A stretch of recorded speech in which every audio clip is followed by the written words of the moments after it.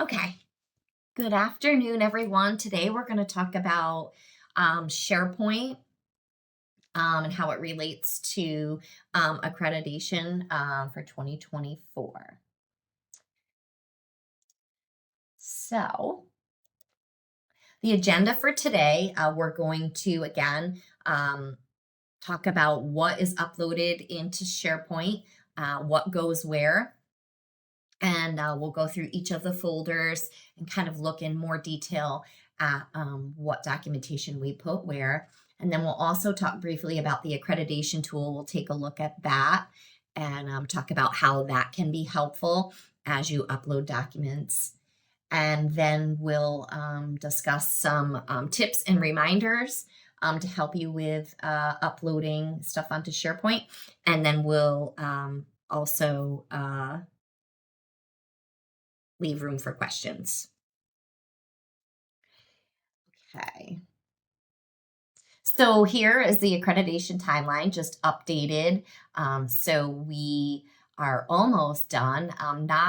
Not positive yet if we're going to have another 101 because this 101 is about SharePoint and we've covered all the other standards. So I think we'll probably get feedback from partners, and if it's sounding like people would like another 101, just maybe a recap or summary, we can do that, but to be posted on that. And so the SharePoint folder. So we will, after we go through the slides, we'll go and navigate to SharePoint, and I'll show you all of the folders and then the subfolders that have been created. So it'll maybe kind of like make some connections after we look at the slides. So there are 5 primary folders in SharePoint, and those are additional reports and documentation, ASR folder, personnel folder, policies folder, and then a quarterly folder. And so first, the additional reports and documentation folder. So within the primary folders, we have created subfolders, which are labeled with the name of the MIS report that will be uploaded into each folder accordingly. So for example, here on this slide, BPS1 is the primary folder in SharePoint. When you click on BPS1, it's going to bring up what this arrow is pointing to, the subfolders within BPS1. And you'll see they're all labeled with the report number and the name of the MIS report that you're going to pull from MIS to upload into SharePoint. And we'll talk about this later, but just as a reminder, CHSR is working on an Excel document which is going to list out all of the MIS reports that are required to be uploaded for your self-studies. They'll be sent to each program and kind of customized to list out the report dates that you'll input into MIS to make sure that you have the most updated information according to your contract start date. And so those are going to be sent out on or before, that Excel sheet will be sent out on or before December 10th. But again, as a reminder, we've talked about this in previous 101s. You are not going to want to start uploading reports, your MIS reports, until on or after December 10th, because that way you're going to ensure that you have the most recent data, which is what HFA is requiring for your self-study. And so also, like I had said, there are primary folders. One of the other primary folders in the additional reports and documentation folder is the GA folder. And again, when you click on that, it's going to bring up the subfolders, which the arrow is pointing to here, and lists out additional documentation that is needed for the GAs. And so we'll look at that in detail the next slide. is, again, these are the five full subfolders that are under additional reports and documentation. And under each, you'll see we've just listed here what should be uploaded in there. So for the GA2B, you are going to either upload your coin. So those McV programs, some of the McV programs are participating in what they're calling the coin CQI. And so for those programs participating in the coin, you're going to upload documentation that you have in your work with our DOH partners around the coin. All other programs, including the McV programs that aren't participating in the coin, can just go into MIS and upload print out, upload the CQI form that's in MIS. And the next is GA3E. So this is participation in research projects. And that is, again, boilerplate language and a chart that we created that has been shared in a previous 101. And so you're going to want to complete the chart and then upload that chart under the GA3E folder. And then we have GA4, which is an MIS report, and it is a report of suspected abuse and maltreatment. And so this report you'll upload under the GAs under this subfolder. And then based on that report, whatever that report looks like for your site, you want to upload the corresponding service plans. So for the families that are listed in that report where there was suspected abuse or maltreatment, you're going to want to also upload those corresponding service plans. And again, that's new under GA policy. So that's a new process and procedure. So moving forward, any families where there's report of suspected abuse or maltreatment, that their service plan should be updated to include that risk, that additional risk, and then strategies developed and or implemented based on that new risk that has been identified. So you're going to want to upload any corresponding service plans under the GA4C folder. And then lastly, we have GA5B, which is the participant death and grief counseling. And so we shared that on a previous 101 as well. We created a chart with the boilerplate language. And so sites are going to just want to complete that chart according to what has happened at their site and upload that under the GA5B folder. And we're going to look at a little more detail. I'll show you what those charts look like. You can access these charts on the HFNY website under the accreditation tab, but then we are also going to send the charts out as attachments again, along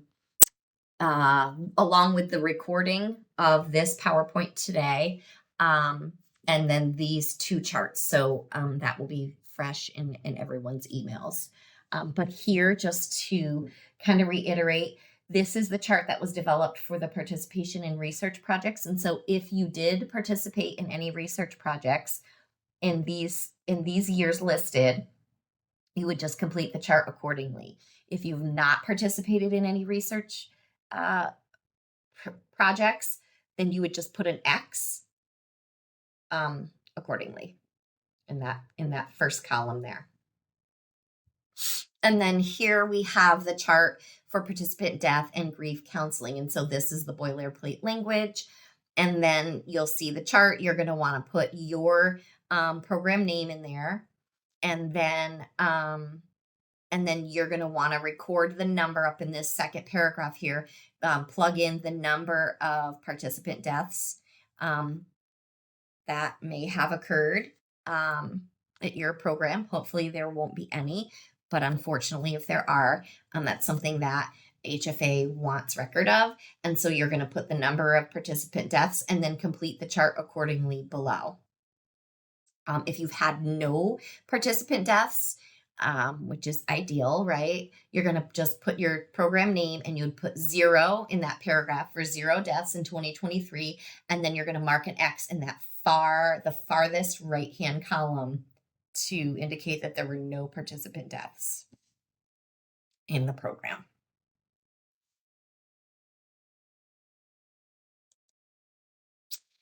Next is the ASR folder. And so we know that there was some confusion around some programs were thinking that they needed to copy and paste narratives from their ASR into a separate folder that aligned with like BPS1, BPS2. And just to reiterate and clarify, we are asking that programs not do that. Almost all of the narratives that are required for your self-study are going to be found in your ASR. And here in this slide, you'll see we listed out the BPSs that require narrative and that are included in your self-study. So, 11A, 11B, 12B, and so on. So again, no need to copy and paste narratives separately and upload elsewhere. If you just upload your ASR once it has received once you have received it back from your OCFS program contract manager with their review, and you've made any needed edits based on their review, and those edits have been re-reviewed by your program contract manager at OCFS, then you can upload your ASR as final into SharePoint under the ASR folder, and that is going to satisfy almost all of the narratives required for your self-study. Besides 3 additional narratives, which we're going to talk about in just a couple more bullets. Your ASR also contains all of the required information for BPS 5.4A, B, and C. And so again, if you just upload your ASR, once it's received final approval from your program contract manager, you will be all set with what's required there. So just to talk and clarify, there are 3 other narratives that are required for the self-studies that are not a part of your ASR, and those are 9.2 EOE, which is Equal Opportunity Employment. We'll talk about that in more detail as we get into some further slides. And then the ones we already discussed, GA5B and GA3E. We just showed you those charts. Those charts, once completed by your program, are what will be uploaded accordingly into the chart or into the folder that aligns. And like I said, 9.2 we'll discuss in a future slide.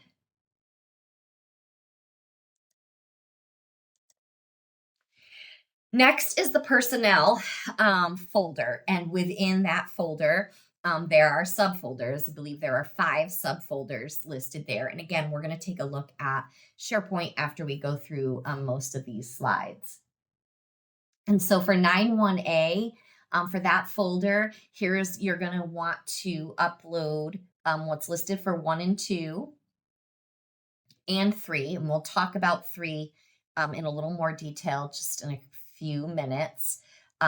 But for 1 and 2, you're going to want to upload job descriptions with at least the minimum criteria listed for program managers, supervisors, and direct service staff. So, 9.1B through 9.1C. And then for each of those roles, accordingly, you're going to upload standardized interview questions appropriate to each role with questions to assess each applicant's reflective capacity. And then for 3, if you look in the tables of documentation in the BPS manual, under the 9s, I'll pull this up and I will read this to you just so that it helps to clarify. So for 9.1A, the 3rd bullet in the tables of documentation are asking for the policy regarding at least 2 reference checks and a criminal background check prior to hire. So essentially in that third bullet there, they're not asking for sites to upload the reference checks or the criminal background check. They're just asking for the policy regarding that requirement to be uploaded. And so, because our programs are going to be uploading that policy under the policy folder, here under the personnel folder, which is what we're talking about, for 91A, that third paragraph, we want you to just include a sentence. And that's what I've included here in this paragraph, this third paragraph. Include a sentence that is going to guide or direct the peer reviewers to reference policy 91A in the policy folder. So just a sentence to explain that. You can put it on a Word document and just upload that under the personnel folder, under the subfolder 91A in the primary personnel folder. And again, we're going to look at SharePoint, so we'll show you exactly what we mean with that. And then the additional folders under the personnel folder are 91B through D. And so there, what you're going to want to upload are resumes for current staff. And so here, just to clarify, so again, this paragraph here under 91B through D, that's taken directly from the the tables of documentation in the BPS manual for the 9s. And so what this is saying is, if this is a first accreditation visit, submit resumes for all current staff. If this is a reaccreditation visit, you're going to submit resumes for all staff hired since the last accreditation visit. With that, so whether it's your first accreditation or it's a reaccreditation, you're going to upload resumes for all current staff, which is key. Like they don't want resumes for staff that may have been hired in these past 5 years that are no longer with the program. We don't want resumes. They don't want resumes for those staff, only current staff that are currently at the site. And with that, if any of the staff that were hired do not meet all of the criteria as it's outlined in the standards for 91B, C, and D, you're going to want to also upload the justification that your program sent to us, the justification for hire, and any staff development plans that have been developed for that employee. Again, so that's the justification for hire and staff development plans for all staff at the program that were hired that didn't meet the criteria. Okay, and so lastly, in the personnel folder, under 92 EOE, which is a subfolder under there, HFA wants a narrative description of the organization, so your agency's current status with regard to EOE. Again, EOE standing for Equal Opportunity Employment, whether with no violations, under current review, in remediation, or with a history of previous findings. You're going to want to upload that description and also upload any HR policy or protocols or other descriptive documentation specific to how your organization applies EOE laws. And so most of you probably will have to reach out to your HR department for this information. And so it may be really maybe a good idea to reach out to your HR department sooner than later, because I know it can take the HR department some time to get that information. So if you reach out now, you should be in good shape by the time January gets here and everything has to be uploaded into your self-study. Okay. And so the next are the policy folders. And so this language here is actually taken right from that home page of SharePoint. So just a reminder on how to name your policies when you're uploading them into the policy folder. And so you either have to name them this way. So for example, 1-3A policy, or you can just name it BPS 1 policy and then upload all of the BPS 1 policies in one document. And so again, we'll take a look at SharePoint so it makes better sense. But you want to do the naming either way, not both ways, but one or the other. So you can list each individual policy under one document, or you can list it by BPS 1 and put all of the policies, all the 1 policies in that line. And we'll show you in SharePoint. And then just a reminder that you're going to want to upload your policy and procedures after you receive final approval from your OCFS program contract manager.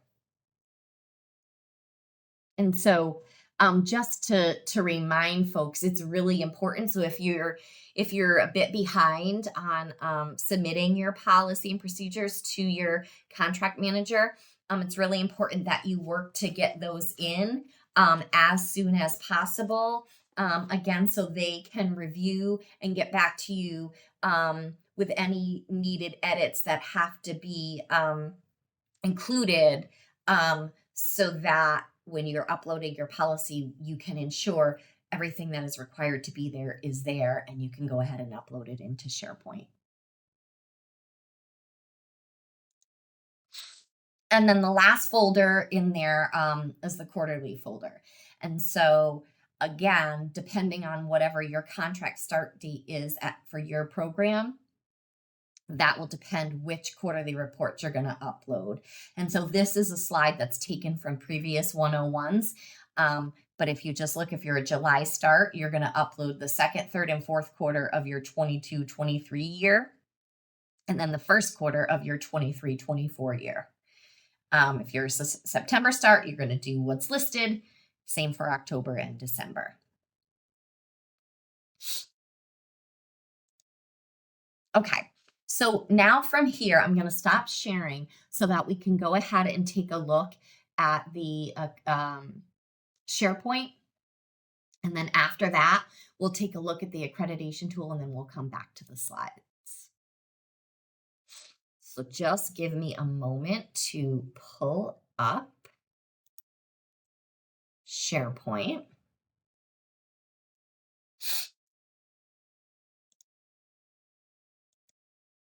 And once I have it pulled up, I will start sharing my screen again.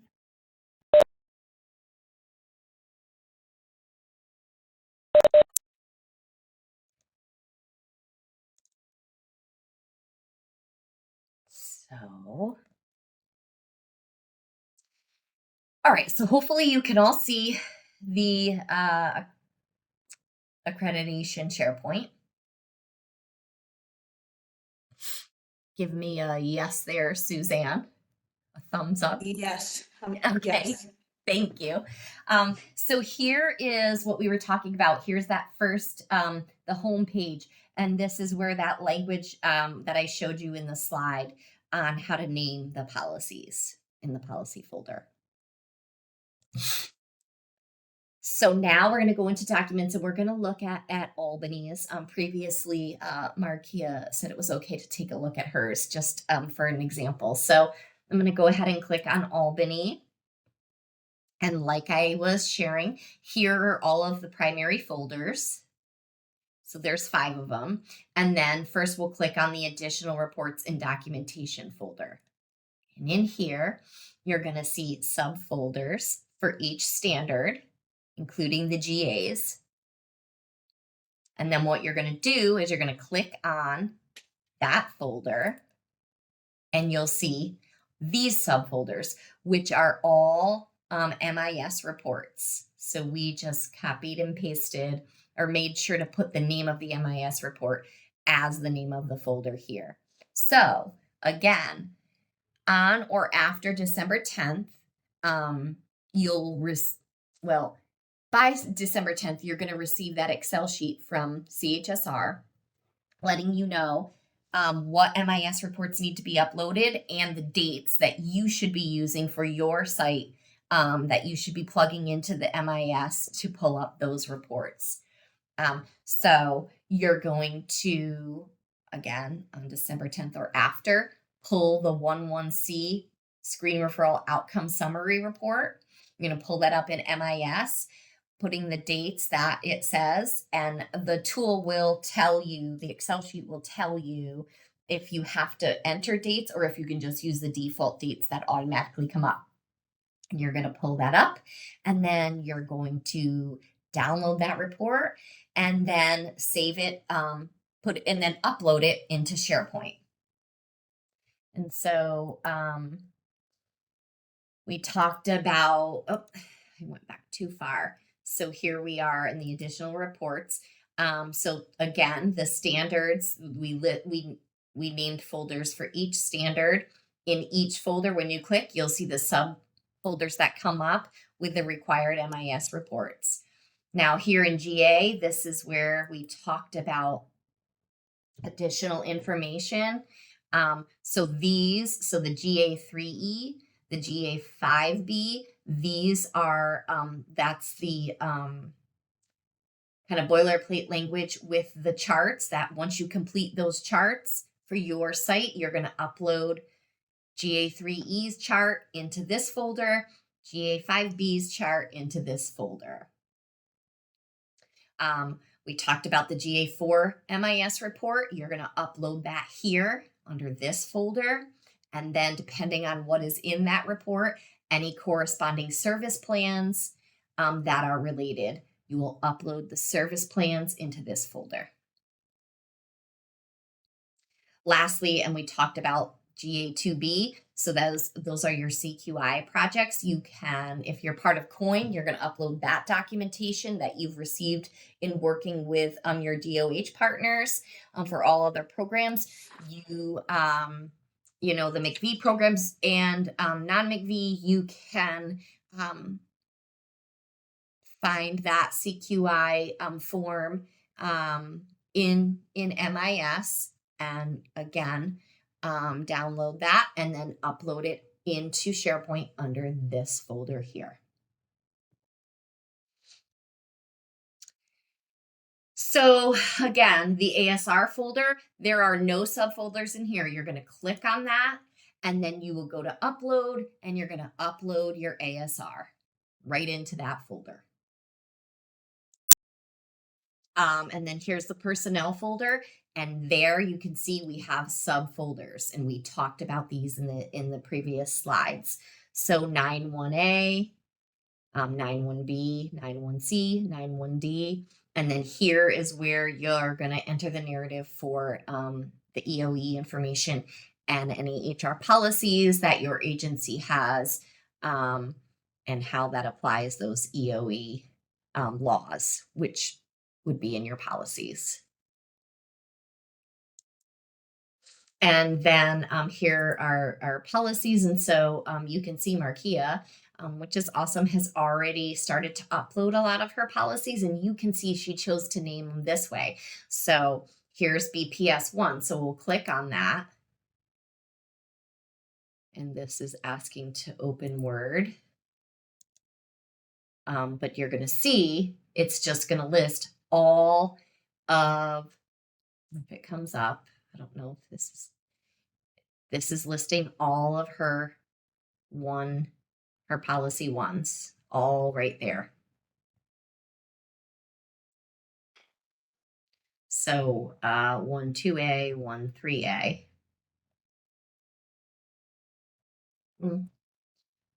And so you would just want to make sure that all of the ones are in there. And so I'm just going to close this.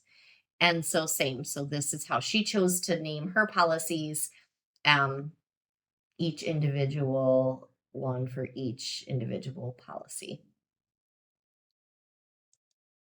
And then lastly is the quarterly folder. And again, we did not put any subfolders in there. You should have, before you submit or before your self-study is complete, you will have 4 different lines in there, which will be 4 different quarters, your most recent 4 quarters. And again, you can reference the slide in this PowerPoint and or previous PowerPoints to show you, according to your contract start date, which quarterly report should be uploaded under this folder. And so that is all for SharePoint. I'm gonna pause sharing. And then I'm going to close out SharePoint. And then next, what I want to do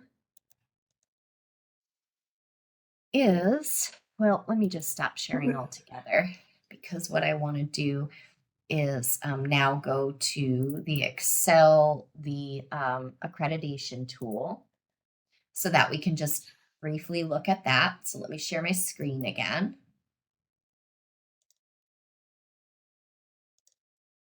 Are you sharing the PowerPoint again, Melanie? No, I'm sharing the Excel sheet, and so it's just not coming up. Here we go. Okay. And can you see that? I can see the Excel. Yep. Okay, great. And so, just briefly, if you look, all of the tabs for each of the standards are here at the bottom. The first one is a guide. And so that is going to give you some just like brief information on how you can use this tool. And so if you read through there, we're not going to read through it today, but it just shows you what each column heading is and a description of each column heading. And then we can take a look at, so let's look at, for example, BPS 1. Here, this is standard 11A, and it's going to tell you that this is what they're looking for. And the tool is going to show you that they're looking for narrative, and this is what the narrative should include. And then this tracking column is going to tell you where we, HFNY, tracks it. And so here is 11A, and that's tracked in your ASR equity plan document. So again, you upload your ASR, this is going to ensure that that narrative is in there. And let's take a look at 7. As an example. And so like for here, 7.1b, this you can see if you look at the headings under MIS report, it's listed. So this is an MIS report that's required for 7.1b. And so again, this will be on that Excel sheet that CHSR sends out to programs. To say 7.1b is an MIS report that needs to be uploaded into your self-study, and it'll go under the additional reports and documentation tab. So that's just kind of a brief overview there of the accreditation tool. And again, you can just look at the tips. You can reference what they're asking for in the narrative detail column. It's just essentially kind of a summary of what is included in the tables of documentation in your BPS manual after each BPS standard. And so I'm going to stop sharing, and then we're going to just go. I think I have one comment maybe about the PowerPoint. So on slide 10, where it says GA3E. Let me just. Let me just pull this up. Okay, you want to go back to. I believe it was 10. 10. Okay. 10. Okay, never mind. I thought there was a reference to GA3E, and but it looks fine. Yeah, I know in the website it was labeled wrong, but not here in the PowerPoint. Good. Okay. And so we just talked about how the accreditation tool can be useful, and we showed you that. The next slide is, again, this comes from previous 101s that we've shared, and this is just kind of to summarize what's going to be going into your self-studies. So we've already looked at that, but that's just a quick summary that you can reference. And then just some helpful reminders, tips and reminders. So when you're working on uploading your documents into SharePoint, These are things that you can reference that will be really helpful. You can look at your tables of documentation for each standard in your BPS manual. Again, those are at the end of each standard. You can reference the accreditation tool, which we just looked at, and you can also reference the HFNY website. Go to the accreditation tab on the website, and it's going to list out all the previous 101s that we've held and any supporting documentation that we discussed during those 101s. So you can find the charts there. But again, as I said, we're going to be mailing or emailing the charts and the recording of this PowerPoint today to all programs, so it'll be fresh in your email, but you can also access it through the website. And then just some reminders, which we've talked about before. Don't start uploading your MIS reports until December 10th or after.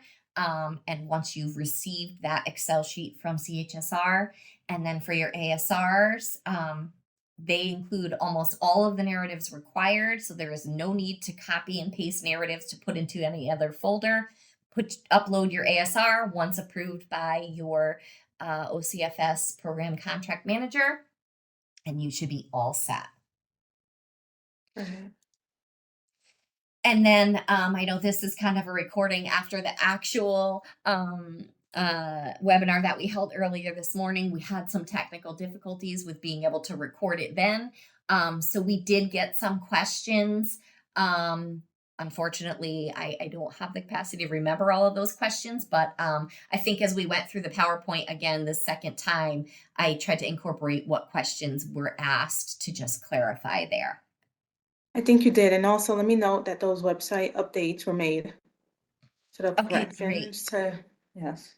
Great. Yeah. So we had a comment how some of the, like we spelled grief wrong, totally my fault, but we have fixed that. That has been fixed in SharePoint. And we fixed, there was a little typo with we were calling it 5.4b. It's actually a GA5 or GA4b. It's actually GA5b, but we've fixed that. So there shouldn't be any confusion on that. Again, if you have trouble accessing SharePoint, please reach out to Claudia Miranda Julian. If you have questions related to interfacing within SharePoint, so now you have access, but you have questions on how to upload or something's not working, reach out to your assigned office hours program contract manager, or Suzanne, Allison, or I, or your generally assigned program contract manager. And so we just have our emails there. And that is it. So thank you. And hopefully I didn't go too fast through this recording today, but you can always look at the slides. You can pause this presentation, and you can always reference all the other tools that we talked about. Thanks, Melanie. Yes, thank you. And take care, everyone.